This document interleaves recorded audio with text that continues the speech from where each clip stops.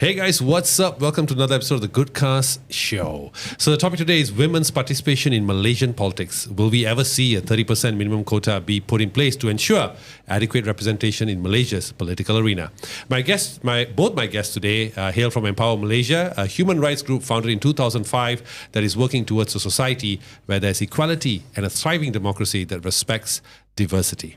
Empower's current focus is on increasing women's political participation.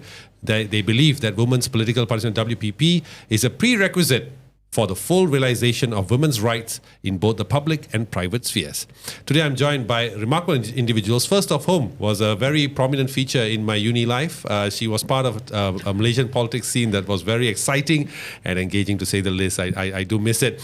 She is none other than Maria Chin Abdullah, a member of parliament a while back of PJ, where she was also the chair of the All-Party Parliamentary Group, Malaysia for Sustainable Development Goals in 2018, and then deputy chair in 2021.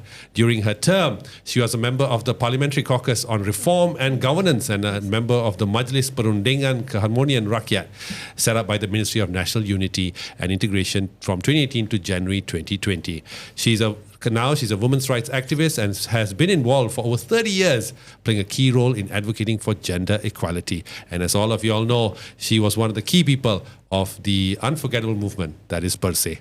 My second guest is the executive director of Empower. His name is Gopalan-Krishnan Papachan. He's a professional who has worked in the upstream petroleum industry for about 35 years, where he was based in various locations, including KL, Kerteh, Japan, Netherlands, Nigeria, and Miri, where I was as well, taking on various technical operations, strategy, financial, deal-making, and senior management roles, where he retired from his work life in 2021. As an activist now, and before as well, he started way back when he was a student, where he was a grassroots organizer of plantation workers, urban dwellers, and unionized factory workers in the early 1980s. He pioneered with others the family support group for victims of Operation Lalang. Who can forget that? And he worked in the background to produce advocacy papers on multiple subjects. So ladies and without further ado, please welcome Maria and Gopal. How are you all today? Thank you. Thank you. Yes. Yes, it's fine. So I'll start with you, Gopal. Let's talk about Empower first. I think a lot of people are still a bit, would like to know what this organization is about. So let's go from the beginning. What was the need to set up Empower? Okay, thank you. First of all, Vinod, thanks for having us on your show. Heard a lot about good things about the show, and really grateful that you put us on. So thank you, and great to be here and be part of your program. Okay, a little bit about Empower. Actually, it was my good friend here, Maria, that set up Empower nearly 20 years ago, and the program then was gender equality. And to fight for gender representation, women's representation, particularly in the political space, apart from human rights and working with marginalized communities.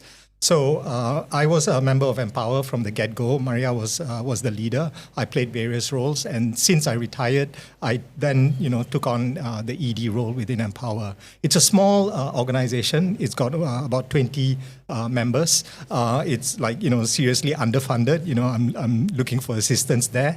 But our focus again is gender equality, particularly focused on women's representation in politics, in the spheres of government. Okay, so that's our primary focus, and this year we are undertaking a campaign to drive and push that, particularly with the political parties, because that's where the 800-pound gorilla is in terms of taking action and the need for real political will for them to get women to become candidates in the next election. Okay. So I'll go to you now. What are the current realities in terms of women's participation in politics that Empower is looking to address? I guess the challenge now is really getting women in places where decision making are being done, which includes the parliament, the state assembly, even right down to the Ketua Kampung level. We still are lacking in terms of women, and we seems to be decreasing. We have never in the last decades, 30, 40 decades, reach even 25%. We are now down to 14, 13%. And 2018, we were 18. And then we dropped down. It has been like that.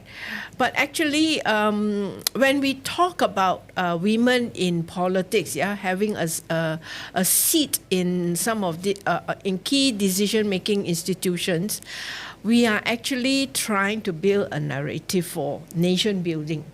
It is not just about women, wanting to be a calon or candidate for the coming election or for any election.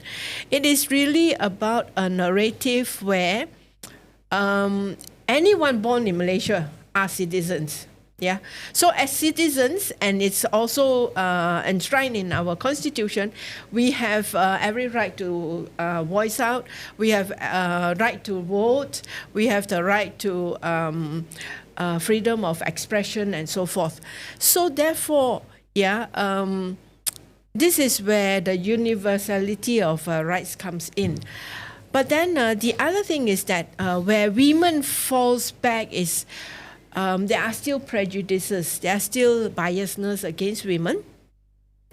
And that differences is being used as a point of discrimination against women.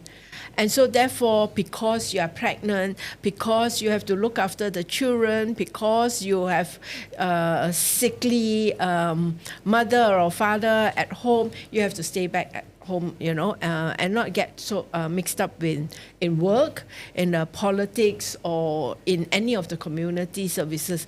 That is discrimination, which I feel that, as citizens, and women as citizens, we have been discriminated for so many years. And it is now time that we craft a different narrative to say that, yes, we are different, but we also have the potential to do the work. So asking for 30% is a minimum. It is actually to correct this discrimination faced by women, so that women and men can move together to craft the narrative in terms of how we set our policies and how we actually set our laws. So for me, that is the main point. Now, I just want to quote something that was on the Empower website, and I want to quote this properly. It says, Empower is an organization that works for the advancement of full realization of women's rights in all spheres. So, Gopal, I'll ask you this. Let's paint a picture for this discussion before we go into the meat of this discussion. How does Malaysia's inclusion of women in politics compare to international standards?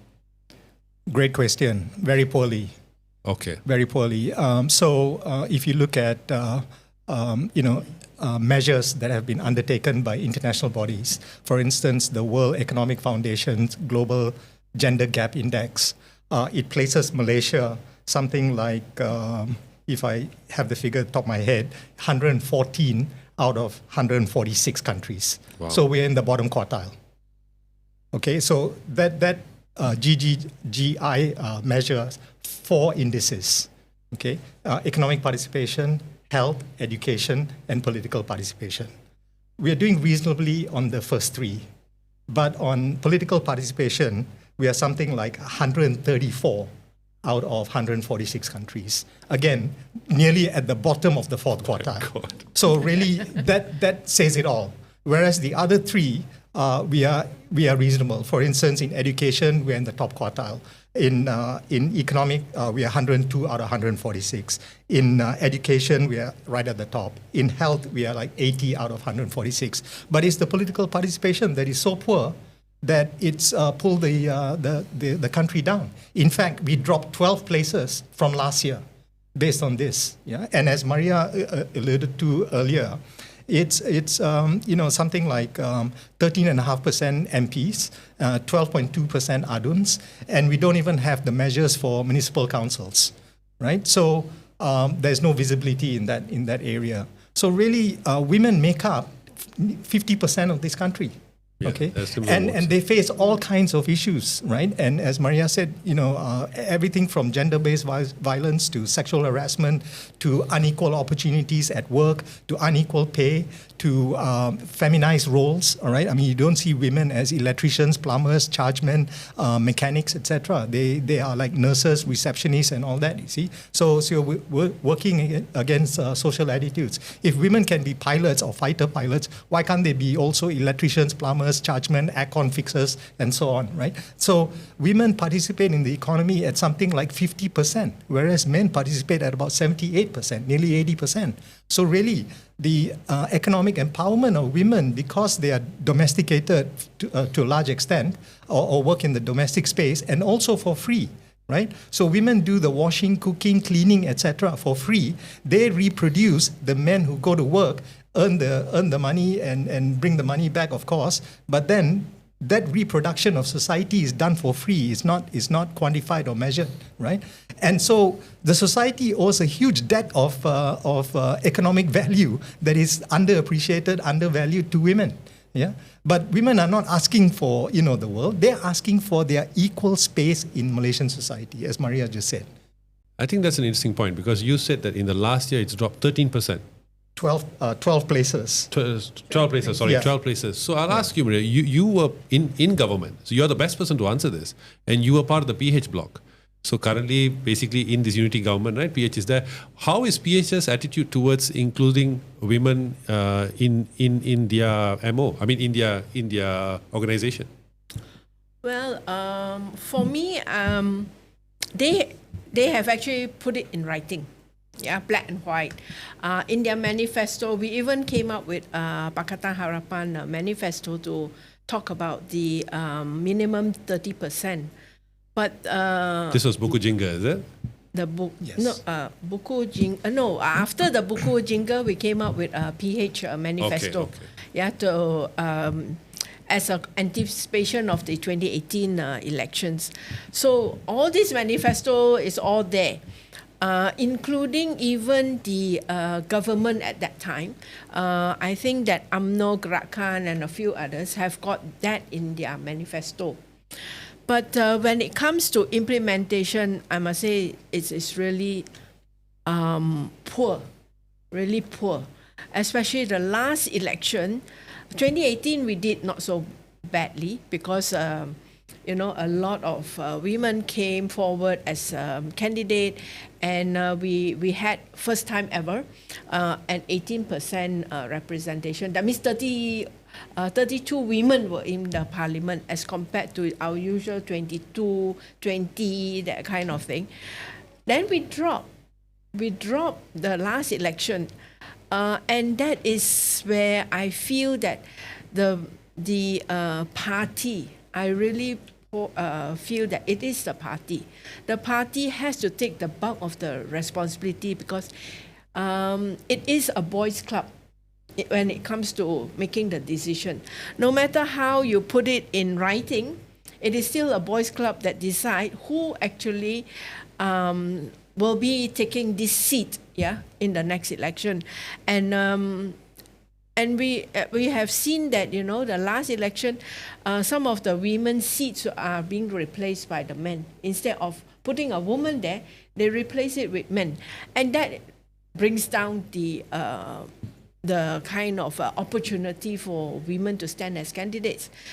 And I feel very, very disappointed. And also now I'm actually involved in some training for the state government to actually train women to be more active in politics, and hopefully these women will be considered as candidates. But this program has been going on for the past maybe 7-8 years. But the proportion of women who are being selected, not to say that they are no good, every one of them I think have got the potential, but very few of them actually even get to the level of being an ahli majlis, a councillor. Why so? And why so? That's why I say that, the decision making doesn't include women. The decision making is where we are talking that because it has always been this boys' club. It doesn't expand their narrative to say that, we should be doing better, because this is about nation building. The differences, the diversity that women can bring to the table will build a better nation for Malaysia. And so that's why I feel that, if you don't see that picture, then no matter how well and how flowery you put in writing, it doesn't convince me that you are serious about putting women as candidates. Okay. Now, again, as Maria mentioned about training and preparing women for politics, which I think is an arena that you need to be prepared for, definitely. How is Empower preparing the women? Because I've noticed your website, you do conduct workshops. And how are you all preparing women to enter politics? Again, thank you. Let me just comment on learning and development. Everyone benefits from learning and development, even the men. Right. But because we are focused on women and we want to enhance their capacity, we are focused on developing modules and training modules for women. But that's not the showstopper in terms of women entering politics.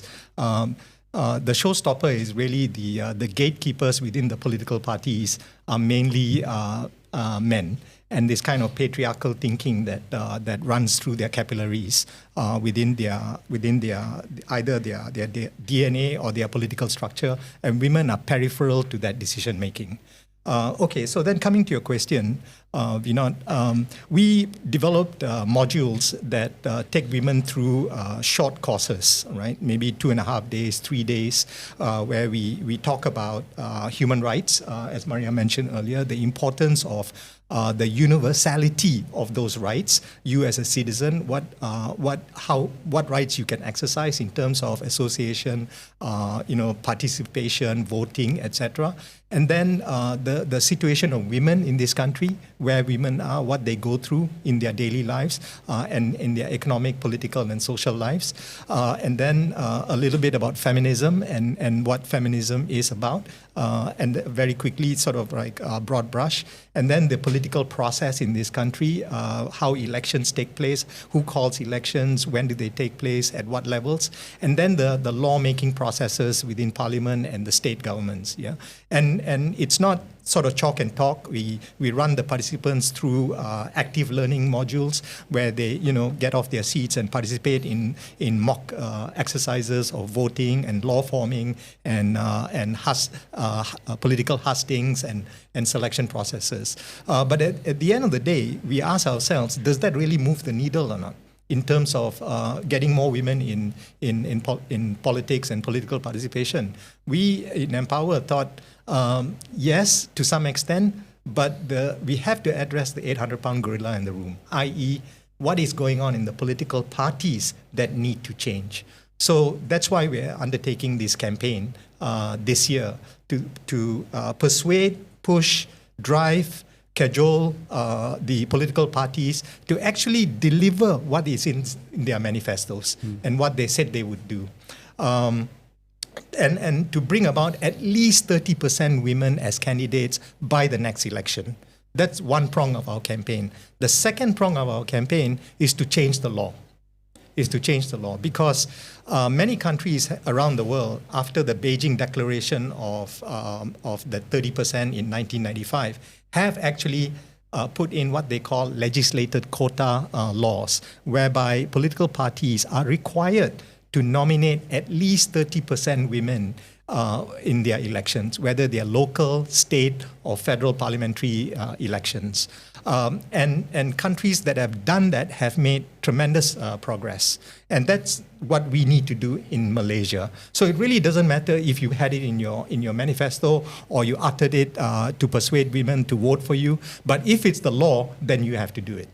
And if that law comes with some sanctions, better still, because then we can get accelerated participation by women. And there's no question about the supply of women and whether they are ready or not.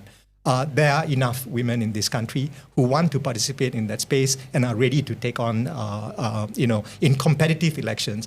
I mean competitive elections, not just putting women for the sake of meeting the 30% in sacrificial lamb seats, right? Whereby, there's zero chance of that woman winning, but just to show that, we meet the 30%, we'll put you there. No. So going forward, we'd like to see real changes, real commitment with the law at the top and political parties actually buying in and changing their structures to understand that women form half the country here and they need to participate, and we are asking just the modest 30% here, right? Not the 50%. But let's get to that at least 30% and then we'll see how we go. Yeah. Fair enough. Just to add, I think that we have to understand that this minimum 30% is a temporary measure to correct the discrimination that is faced by women. And it's a really low-hanging fruit to actually change the law. So we can actually do it even at this sitting, if not the next sitting. Look at the Election Act. You can add in under Part 2 of the Election Act, roles and responsibility of the Election Commission to ensure political parties actually put 30% minimum candidates in the election. Or, of course, the big ask maybe would be the constitutional change where Part 8 of the Federal Constitution under elections, you can actually insert and say that, minimum of 30%. And this is a temporary measure that we need to have in our laws. And it makes a big difference, because we are talking about a critical mass. If there are more women, then the issues and the diversity that the women bring to Parliament, to the State Assembly, may change how we make laws and policy. That is what this reform government can do. And this is something that you don't have to think twice about it. You just it's something that you owe the citizens who vote you in to actually do it, you see. Yeah, definitely. It's in the manifesto, right? Yeah. Yes. And you say in the manifesto, okay? As we know, a lot said did not come true. So No, just to build up on that again, right? It's not as if it was just in the manifesto. The 9th Malaysia plan said that they would want to put at least 30% of women in decision-making roles and in the halls of power. And then that was the 9th Malaysia plan, and thanks to Badawi actually, right?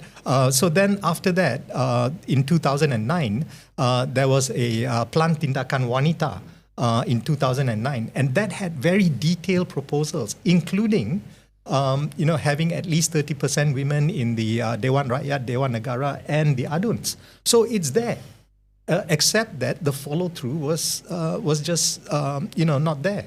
Right? So it's not as if we're asking for something new. The government has not only put it in some manifestos, but have actually put it in the Malaysia plans. Right? So really, I think there is support. And more recently, one of the deputy ministers that I have a lot of respect for, Aiman Atira, she has come out and said the law needs to be changed. And so this is something that is very encouraging to civil society. And we hope that the government around her listens to her and does something going forward. No, interesting that you say this because again on Empower's YouTube channel, there is a reel or a short that is posted and it says this, and I want to quote it properly. It says, "Women's political participation is a prerequisite for gender equality and genuine democracy." So I just want to get an idea, and I think I would like all listeners to get an idea about this. How is it that adequate women representation, the 30% for instance, result in genuine democracy? Okay, great question. I mean, and this is the kind of narrative and discourse we want all of society to get involved in. Empower is a small organization. We throw questions like that and inputs like that to get the discussion going. We don't really have all the answers. Right. But here's what I think. So you have half the population, right, that are women, All right, they have multiple issues, as we just outlined, from gender-based violence, sexual harassment, unequal pay, unequal opportunities at work, and so on. Right, civil society has done a tremendous amount, particularly organizations like and people like Maria, who have led NGOs that have pushed, for instance, the Sexual Harassment Act, the Domestic Violence Act from 2004, and so on up to now. But that's not enough. What you need is implementation on the ground, procedures, regulations, etc., that go right down to the nitty-gritty. For instance, education again is quite masculinized. Women are put into feminized roles. So where's the space for women in vocational education and vocational jobs, right? Which would then give them opportunities to earn an income and be economically and financially independent. Okay, so democracy is about voice and participation. Of course. So if women don't have or have a muted voice in parliament and state assemblies and municipal councils, then the issues that they want to articulate get drowned out. And because the number of women there are so small, they get drowned out and by a lot of male voices who talk about things that have a male bias to the issues and challenges, and don't have then cannot go forward with increasing economic opportunities, education opportunities, equal health, access to healthcare, for instance. So, for instance, women would voice out the need for childcare centres. More childcare centres means women can go out to work. More women going out to work means they would get jobs, jobs that would then add to the economic value of the country. So really, the whole country benefits, right? And women think about family more than men, right? So they would be thinking about health for their children. And if they were in power, they would be making sure that children have good access to healthcare. That benefits male children as well as female children, and it benefits the entire society. You see, education. Women think about education all the time, much more than men, because men are thinking they're busy at work, bringing in the money, and then everything else is handled by the women, right? But because they're education ministers or state ministers of education or councillors, etc., they would be thinking about education policies that benefit the entire country in terms of curriculum, access to women that are normally sort of like confined to the boys, right? Like mountain climbing, like being a guide, outward bound schools for girls. Everybody benefits from that. You see, so really, you have half the population with a huge potential that have a low voice because of their underrepresentation in power, that are waiting to come out and benefit the whole country. The men just need to step out of the way and give them that opportunity.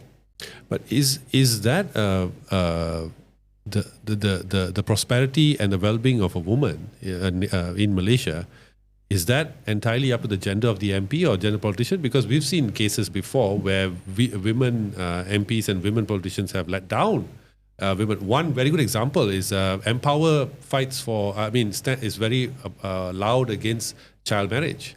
But Datuk Sri Wan Aziza, when that entire case of child marriage happened, was quite nonchalant. She was quite aloof to the entire thing. So is it a female issue, or is it just the right politician with the right vision? It's definitely we are saying that right politician with the right value is important. Okay, but if you don't give women that opportunity, you also won't hear that the other perspective either. Yeah, and to be honest, Wan Aziza eventually had a follow-up program to actually do a bit more research and counselling. That's what she announced. So, but if you're just to respond to you asking about whether gender equality and democracy are a match, they definitely are, because if you look at the definition of democracy, it is actually giving space for people to voice out and be part of the decision making. So as citizen, everyone should have that. In a democratic society, as a citizen, I should have the same right as anybody else here in this room to say something and be part of the kind of services, the kind of laws that are being made in this country. And even our Prime Minister has said that, we don't exclude people. Yeah, the policies and laws are needs-based. So listen to the women's needs. That's what we are saying. And we have very good example to show us, like, for example, the COVID. The COVID, if not for the women and some of the women MPs raising about how women suffer more during the COVID, there will not be any efforts to actually address that situation. Where there was a survey that showed that when everyone is in the family, women had to do most of the chores, from looking after the husband to the children to the elderly who are staying with them, the extended family, to looking for the income, to cooking, to everything, and also taking the violence from the husbands. And that was highlighted in this survey, that violence against women intensified when you don't address how to deal with families who are now caught in this pandemic situation. Then UNICEF also showed that after the pandemic, a lot of the women lost their jobs. They couldn't go back to where their work area because of various reasons. Yeah, they couldn't deal with their children. They had to. The company has closed down or the company has moved on. So that kind of situation is what we call, issues that are very close to women, but it has to be voiced out at the top level of the decision making. And if we don't have enough the critical mass in the parliament, and it also can include the men, and have enough MPs to actually voice out this, then that part of poverty and the burden of women will never be heard. So I think that in building a democratic society, we have to hear everybody, and not say that because you are different or you have you can't do so much as the men, you actually discriminate half of the population. That cannot happen anymore. See? But I think this question, which is to you, Maria, comes from a perspective of voter, right? Yeah. Who watches? Who's very in tune with politics. Of course, it's in our country. Now, I just want to name a few names: Rosa Parks, Harriet Tubman. In Malaysia, locally, will be Tan Sri Rafida Aziz, Dato' Ambiga, Maria Chin Abdullah. All of you have one thing in common, and that is you didn't need a quota to come up. I mean, like we were talking before the podcast, when you were in politics, my God, it was you, Dato' Ambiga, you had Nurul Izzah, all these people, right?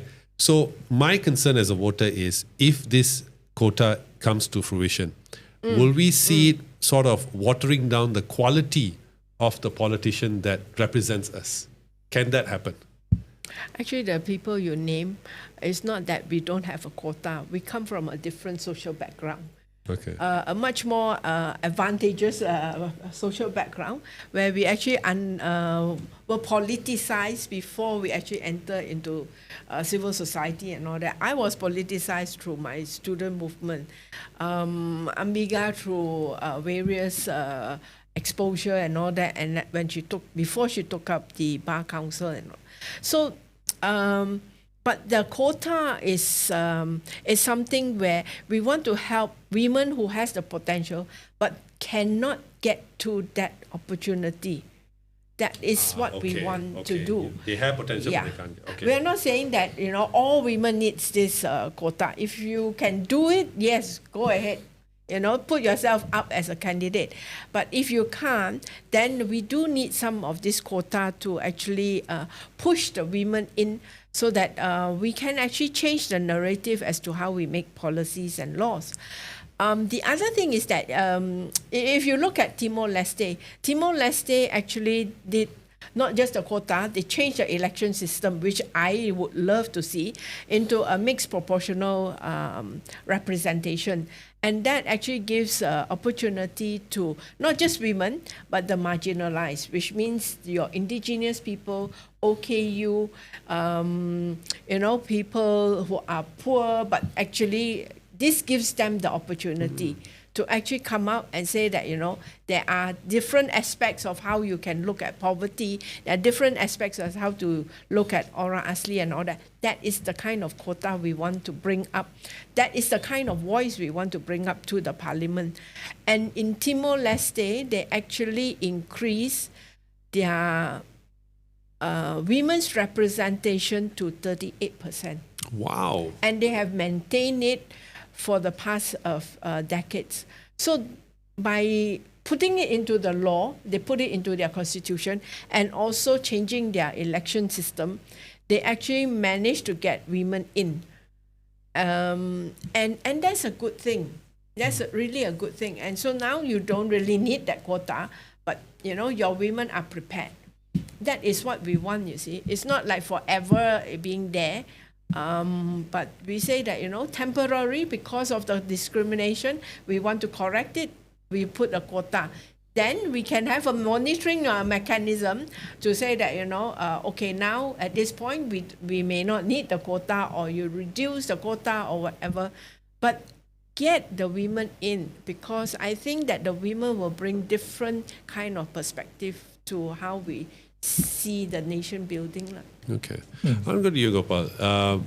Again, I saw a clip of Mr. Aruchalvam, the PSM leader, who said that he brought up a very interesting sort of analysis, where he said that he noticed that the reason why there's not more women in politics is it actually happens at the grassroots level, not at the political party level. That's what he's saying.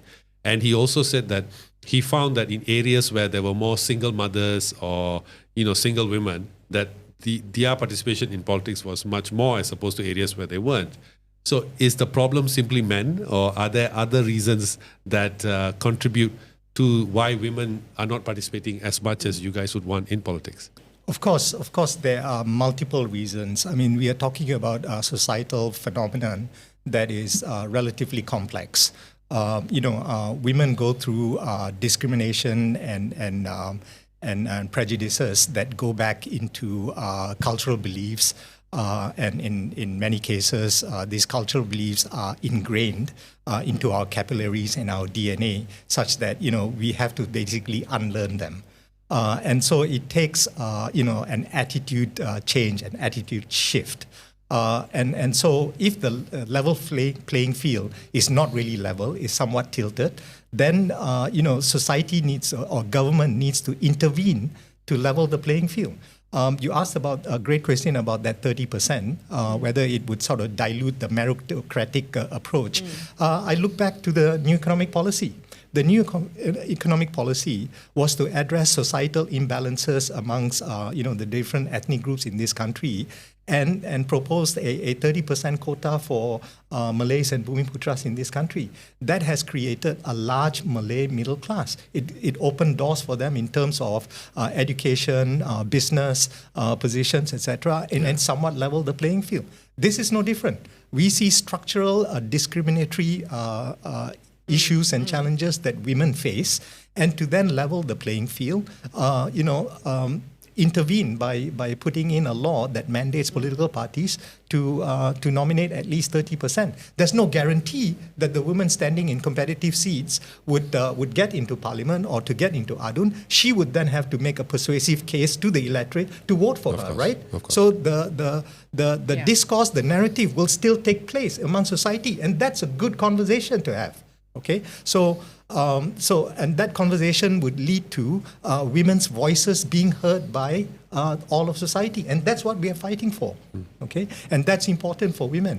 And what Arul said about women in the grassroots communities, I mean, they and PSM does a fantastic job in that area. They do. When people, men or women, see suppression or oppression and contradiction, they want to voice out. right? And so women who are like single mothers who hold multiple jobs, have to run the family on their own, do not have security of tenure or secure job or a secure roof over their heads. They have little or no choice, They have to come and say something, and PSM and ARUL provides them a platform. Good on them. I wish other political parties, take on that kind of role as well, because that then expands the democratic space and expands the franchise people have as citizens in this country. In Malaysia, I'm sure around the world as well, when we see instances, for example, say in sports, say if a girl wins, if our badminton wins a tournament, suddenly you see the rise in girls picking up the rackets and going into playing badminton, right? Could the reason be another reason why women are not participating so much in politics or even making that step? Because of course, there are grassroots problems. Of course, it's a boys' club. We all agree with that. But also, there could be a reason why women just maybe say, no, this is not for me. Could it also be because of the poor performance of female MPs, especially in recent times? And this is not a hit at PH or anything. I'm not that, but I'm just talking from a MP per MP case, where you see female MPs playing more of the backbencher role, more of a cheerleader. Like, for example, we see recently the amendment to the Akta 342, there's no opposition. Budget, I don't see much comments from all the female MPs on that.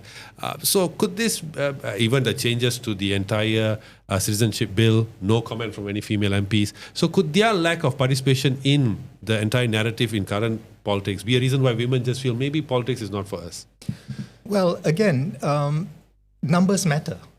I mean, if you were the lone woman standing up and saying a few things, and we've heard this many times in government, in either parliament or state assemblies, they are shouted down, and sometimes with quite derogatory remarks. So it really takes a huge measure of courage of the lone women to keep fighting in this space. So then, if they had, more women, more voices, that level of courage will increase.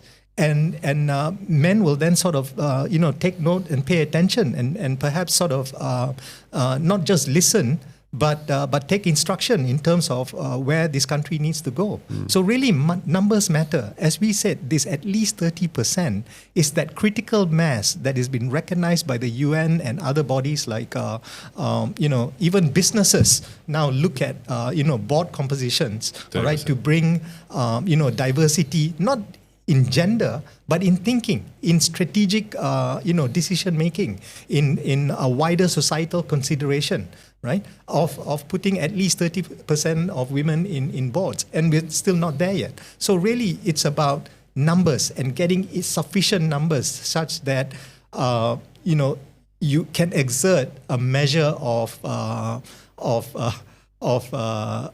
strength to the voice that you put forward, you see. Yeah. So if you are the lone voice, right, and you get shouted down and you get told off or you get marginalized, it's tough. It's really tough, right? It's really tough. Just to add, we are not saying that every members of parliament therefore knows all the issues and all that. My personal experience is that my background is really about human rights. I know a little bit about economy, a bit about social security and things like that. But when you actually ask me to debate on tax, on global foreign investment and all that, I have to read up. Yeah. Very unfortunately, in the parliament, we don't get much training. So when you enter into the parliament, you are really on your own. So the first time when I debated the budget, I really don't know where to start, because it's this thick, and you have to read it in one day, because the budget is given to you on Friday, and then you have the weekend, and then you have your own constituency program. And Monday is the debate. So it's literally one day for you to read the whole thing, do your research, even if you have staff with you to help you, you still have to run through and focus on what you want to say. So I'm not trying to excuse the women MPs, but would we also judge the same thing with the men MPs? Definitely. Because I think that is so bad now. I'm saying it out loud. So I guess that one is to really look at training some of the MPs before they enter into the parliament, some of the issues, and to actually regularly meet and discuss about issues amongst the MPs themselves. I think that will actually help to increase the quality of the MPs. But raising women's issues, if the women don't raise, I doubt male MPs will raise. In my experience, very few, one or two male MPs will raise, but the rest of the time, but because we have so many of us there, in the 2018, we could actually band together and decide on the issue and go for a press conference, or we go and lobby the MP, minister, or lobby the speaker. We have that strength, even though there's just a few of us. But we were able to actually build on each other and push our issue. So it makes a big difference. So in that sense, I'm really convinced that if we have more women, we will be able to make some difference. Not to say that the other MPs are not of quality, but I think that there has to be this working together amongst the MPs, whether backbenchers or the opposition, and to raise the quality of our analysis. And that you can only do by having discussion among yourself. And I don't know whether they do have it now in the parliament, but that definitely needs to happen. Yeah, you're absolutely right. I think even recently in parliament, the topic of drop in fertility was not brought up by anyone but Nancy Shukri. I mean, it was a past MP and then Nancy Shukri response. So you're right. I mean, certain issues, I don't know why the men don't bring up, despite that being a national issue. But anyway. Yeah, but then you see, during election, they will actually look for the women to actually organize their whole election. Yeah. Yeah. And that is the thing, you see. It's been going on for years, and it has to stop. Women are not your vote bank, and women are not your campaigners. Women can be your candidates and can be your MPs. Of course, definitely. I agree with that. They want to be. Yeah, definitely. Yeah, they want to be. But I just want to get an idea about how the response of civil society, people in politics have been towards this campaign thus far. Okay, great question. I was just going to get into that. So we started the campaign work in the middle of the year. And then we've been trying to gather civil society support. So 3 big coalitions are supporting us, namely Joint Action Group on Gender Equality, which encompasses at least 15 NGOs. Bersih has said they would support us. They have something like 61, 62 NGOs. Another coalition called CSO Platform for Reform is also supporting us. Thank you very much to all these 3 coalitions. Fantastic.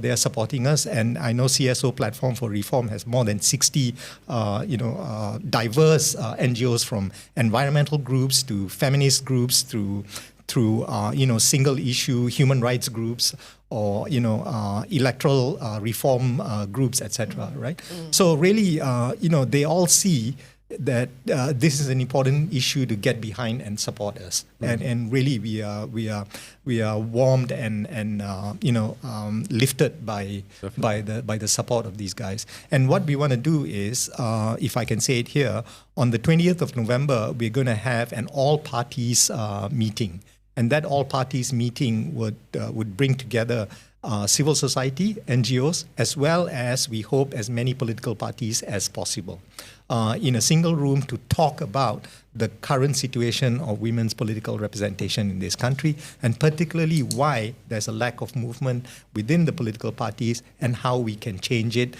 to drive this 2-pronged campaign going forward. Maybe this is a bit of a cheeky question, but how have the male politicians responded to this campaign? Well, I mean, that's No, we don't want it. well, so far I have one political party within the current ruling coalition making very positive sound bites towards the campaign.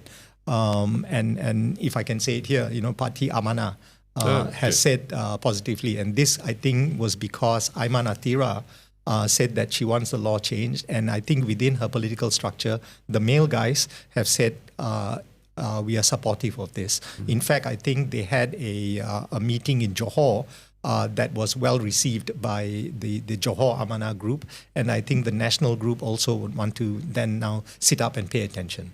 And I'm hoping Amanah within the PH coalition then can set an example for the rest of the PH coalition, and then with the unity government, and then hopefully within the PN, and then of course we have Sabah and Sarawak.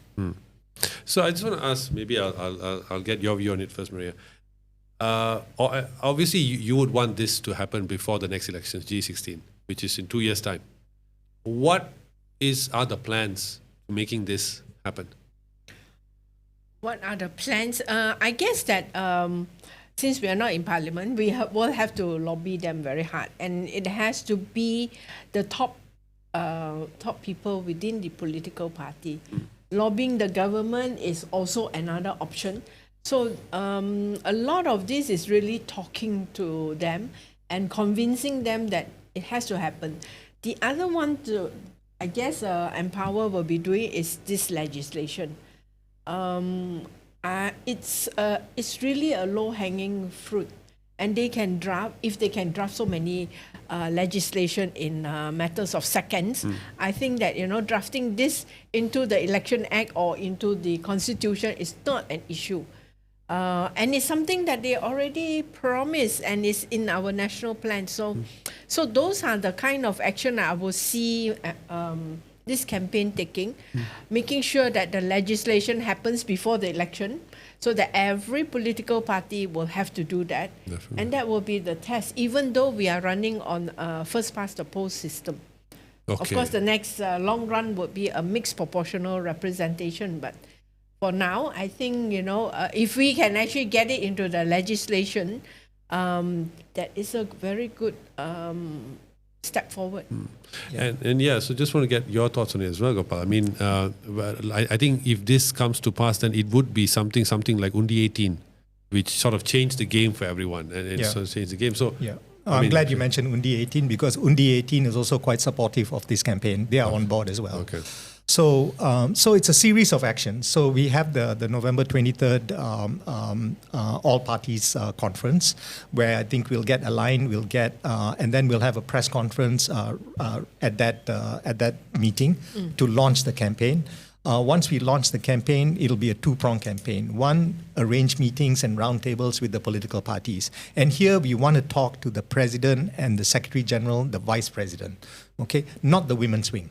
The women's wing, yes, we do want to talk to them, but we know basically where the decision making lies, i.e. with the president and vice presidents and secretary general, the top executive folks. And then we want them to announce a commitment with us, and preferably that commitment is put in writing. If you can put something in writing in the manifestos, then please, we require something in writing, and we have time. Okay, so the next election, the federal elections, is in 2027, 2028, GE16. So we have time to have that conversation now. Start turning up the heat and getting civil society to ask the questions, and then getting a response. Okay, so that's one prong, and we think that's important to have that bottom-up conversation with the political parties themselves. Then we need to change the law also. So we got to come from the top down. And that then requires us putting together some options. And we've started that work with some research papers being written by folks on the team that are based in Penang, that have looked at other countries. We don't need to reinvent the wheel. I mean, Maria just mentioned the law changes in Timor-Leste. Indonesia has similar laws. Other countries around the world have similar laws. So we can look at that, review that, and what works for Malaysia. okay? And we're pretty simple, okay? Have at least 30% women as candidates in the next election as a mandate coming down from the top, okay? And how that takes shape, whether in the constitution or in the electoral law, what we want to do then is create these options and talk to the law minister, talk to the Attorney General's chambers, talk to SPR, and then talk to other members of the cabinet, and then of course all the members of parliament to inform them, lobby them, and persuade them to vote for a law like this to be made. And we understand that lawmaking processes can be long, can be lengthy, but we have time. If we start now, we hope that that law will be in place before the 2027 elections, and then the political parties are on notice to nominate women in. Definitely. Yeah. I'm just curious. I mean, you talked about AG's chambers. I keep going back to this, and I think I'm going to stop soon. But as I mentioned to Maria, early on during the Bersih time, a lot of the key figures were women. To what I remember, you have people like yourself. You have people like Ambiga. You have people like what's the name? Latifah Koya. All these people, right? They were there. I remember this so well. Why? And despite the fact that the voter base, if I'm not mistaken, is 50.4% female. That's our voter base. You see more female turnout at elections and all that. Why hasn't this happened organically? You mean the 30%? Yes, or more female, because it would stand to reason for it to happen, because if half of my voters are women, it makes sense to have more women in my cabinet. Well, okay. I mean, there's no straight line to change. Sometimes we go forward in 2 steps, and then sometimes we take a step backward, and sometimes that step backward can be like 3 steps. The thing to do is to maintain stamina and to maintain perseverance, and to make sure that discourse is driven widely, more than individually. And that's why we feel changing the law makes the difference. Okay, so if the law is changed, it doesn't matter whether there was an individual behind this change in a manifesto discussion or not. The law is there, so then people will be then compelled to follow the law. Right, but we also feel society needs to change, right? So that is a large and difficult and challenging undertaking. Look at the elections in the US right now. Look at how close it is. I mean, can you believe a contest between a certain sort of unhinged individual like Donald Trump and a completely sane and creditable woman like Kamala Harris can still be 50-50? Then Sorry, Gopal, but I think you should use an example. That's okay. Kamala Harris looks very unhinged as well. Okay, it's a matter of opinion, I suppose. But then it just shows that there's a lot of work to be done in terms of society and the change that is needed. I mean, if you think that Western society is liberated with feminism and all that, the phenomenon of the Me Too movement shows that is not the case. Yeah, definitely. Yeah, so the same here. Okay, so a sudden sort of spurt up of women leaders, etc., doesn't mean that the job is done. The job needs to continue below these outstanding women for the rest of society, right into the kitchen table, right into the households. Yeah, definitely. Yeah. I think that one is really about our education system, because I remember I did a survey up north where girls are actually told that head prefects and class monitors are meant for the males. They are not supposed to hold that position. So if in education like that, an institution like that tells you where your place is, it gets into your mind, where your place is in society. So that needs unwinding, and having a new way of looking at your status in the country. Yeah. Secondly is that, like I was mentioning, it is if I am an MP and the position brings a lot of benefits and privileges and many things, and definitely I would want to stay on. Yeah, instead of giving to somebody whom maybe I feel, don't deserve it because of her gender. Yeah, so it's about power also, power and position, and the privileges that comes with that power, that position. So that's why I feel that if you say that now 30%, it means 1/3 of 222, it means 73 women needs to go in. Yeah. And which 73 men are going to go out. It's that kind of situation. But if we see it as benefiting the nation, then there are sacrifices made. There has to be some leeway where after 2 terms you can move out of the member of parliament or something like that. So then you have fresh blood coming into the parliament, bringing new ideas. So if we generate that kind of culture, instead of 90 years old or so still stay on, then who are you talking about? Still stay Be more specific, then it doesn't change things. You see, definitely. It will be But I just on your point, Maria, because you were part of Bersih and of course you guys fought for free and fair elections, and the key word there being fair. I believe that strongly. I mean, as an Asian, come on, we've had so many amazing women leaders. India, Pakistan, Benazir Bhutto, Indira Gandhi, and all these people. I think China also had a very famous emperor who became I think she was a concubine who became an empress. I think. Yeah. So, but the thing here is, if this 30% is temporary to address a problem in the system now, right? That's what you mentioned. You say it's temporary to address this problem, and you want to make it law. You want to make it the way of the law to address this problem permanently. Then, is there ever a point that it would not be law anymore, or is this just a temporary fix, or is this a permanent change in law? Because why I'm asking this is because, as you mentioned, if you put that entire 30% quota, there will be men who will lose their positions, capable men as well. So how do you strike a balance between not taking the places of those who are worthy as opposed to just making it law, and whatever it is, it must be filled by women, regardless of their caliber? Okay, I mean that's always operating in the minds of men, right? This question of whether it's permanent or temporary. Yeah, we don't want too many women around. No. Look,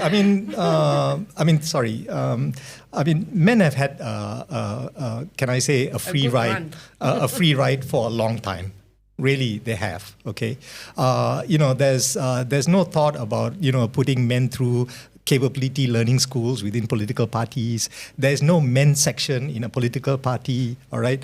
There's a women's section, all right? So when called upon to do leafleting, door knocking, etc., you don't call the men, you call the women, okay? So, and that doesn't have a temporary timeline. That is like from time immemorial, is what a lot of men assume. Okay, so this law, if we put it in place, of course there can be a discussion about how long this law needs to be in place. I would say it's up to the citizens of this country to make that determination, and it's up to the legislators to make that determination. But as long as the voices of women are heard, all right, that it may last as long as it's needed to level the playing field. Okay. And again, I go back to the example of the new economic policy and the 30%.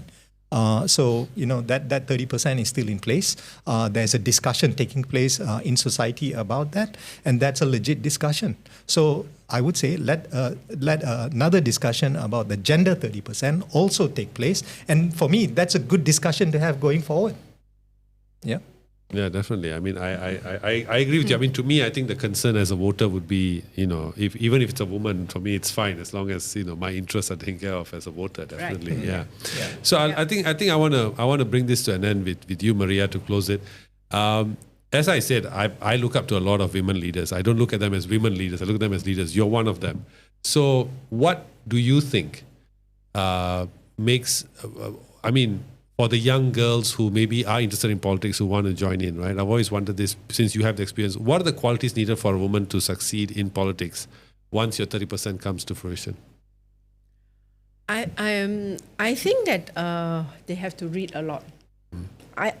In the Malaysian society now, the culture to read has decreased to TikTok.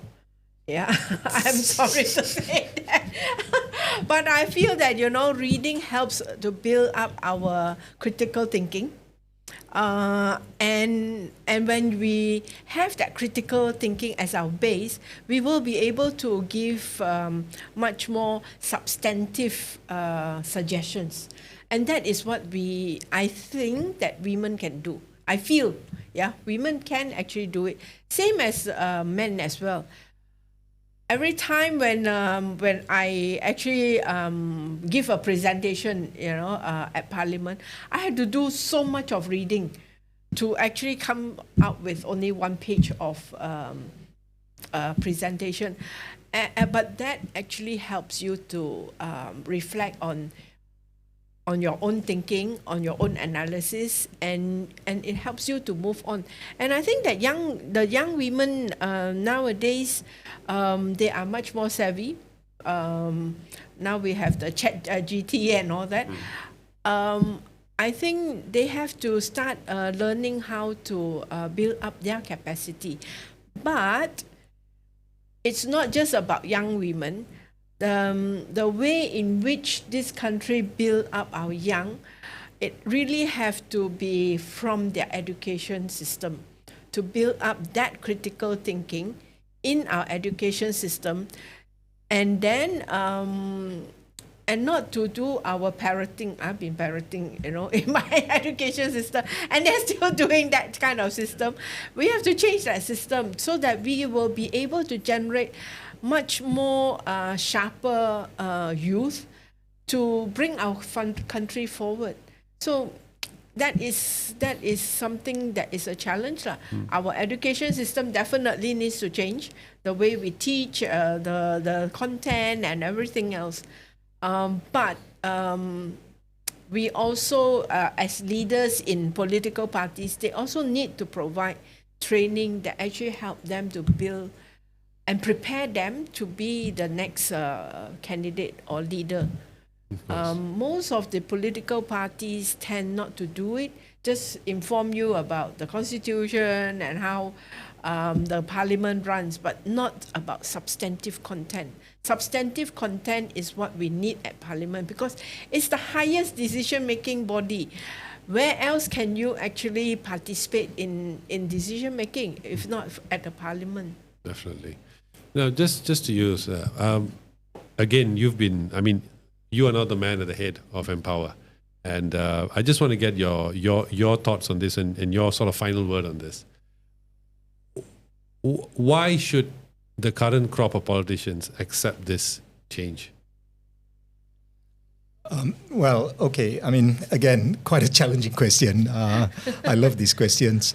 Why? It's because women make up half the country. They are underrepresented in the halls of power.